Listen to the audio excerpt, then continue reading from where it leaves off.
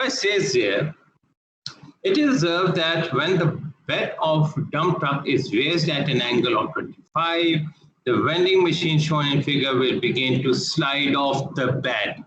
Begins to slide off, and you have given an angle. You need to find the static coefficient of friction between the vending machine and the surface of the bed.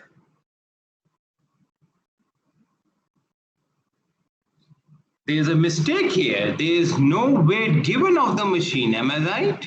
466. 0.466. How did you calculate it? I do not have F equals mu n. I don't have this n. I don't have this force. Coefficient is equal to tan theta.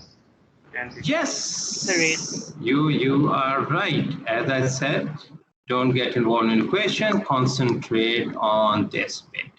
And remember, I did mention, come on, get it. Remember?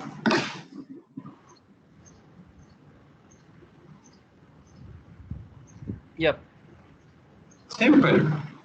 You can do this, but tan of angle is basically your coefficient of friction.